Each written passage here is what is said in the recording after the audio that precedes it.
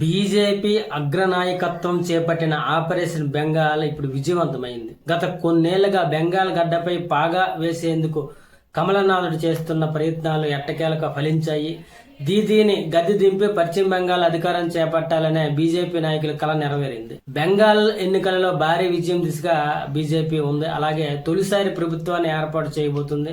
అయితే బీజేపీకి ఈ విజయం అంత సులువుగా లభించలేదు. 2014 ఎన్నికల్లో నరేంద్ర మోదీ ప్రధానమంత్రి అయిన తర్వాత పశ్చిమ బెంగాల్ పై బీజేపీ ఫోకస్ పెట్టింది. కాంగ్రెస్ అలాగే కమ్యూనిస్టుల ఓటు బ్యాంకు క్రమంగా పడిపోవడం, అలాగే తృణమూల కాంగ్రెస్ పట్ల వ్యతిరేకత పెరగడాన్ని తమకు అనుకూలంగా మలుచుకుని క్షేత్రస్థాయిలో బలపడడంపై ఫోకస్ పెట్టింది. అలాగే బీజేపీ ఎన్నికల యంత్రాంగం వ్యూహాత్మకంగా మమతా బెనర్జీని హిందూ వ్యతిరేకతగా చిత్రీకరించి స్థానిక నాయకత్వాన్ని ప్రోత్సహించడం వల్ల ఆ పార్టీ బలం పుంజుకుంది. అయితే నరేంద్ర మోదీ ప్రజాదరణ, కేంద్ర పథకాలపై ప్రజల్లో ఉన్న నమ్మకం బీజేపీకి ప్లస్ పాయింట్ అయింది. అలాగే బెంగాల్ పై స్పెషల్ ఫోకస్ పెట్టిన అమిత్ షా మొత్తానికి మమతా బెనర్జీ సారథ్యంలో టీఎంసీకి ముస్లింల గుంపు గుర్తుగా ఓటేస్తుంటారు.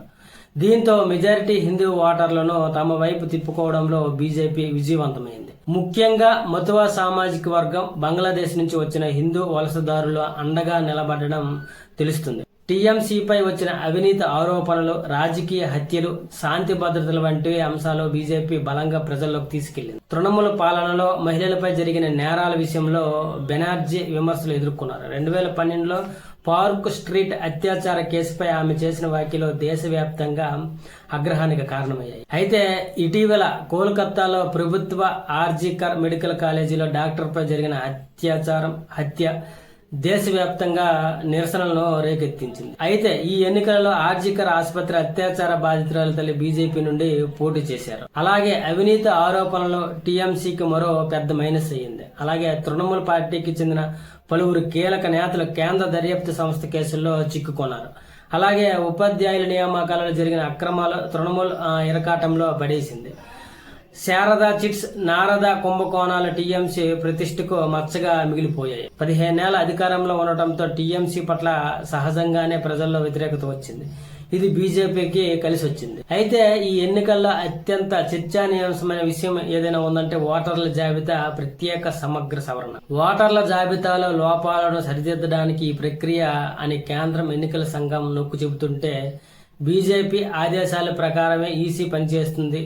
అసలైన ఓటర్ల జాబితా నుండి తొలగించారని మమతా బెనర్జీ వాదించారు. దీనిపై ఓ యుద్ధమే ప్రకటించారు. మొత్తానికి ఒకప్పుడు ఆమెకు సన్నిహితంగా ఉన్నవారే ఇప్పుడు బద్ధ శత్రువులుగా మారారు. అదే విధంగా గెలిచే స్థానాలలో సర్వశక్తులు ఒడ్డి పోరాడడం, ఉధృతంగా ప్రచారం చేయడం, బూత్ స్థాయి వ్యూహాచరణ ఒక ఎత్తు అయితే ప్రత్యర్థి బలహీనలపై దెబ్బ కొట్టడం మరో ఎత్తు.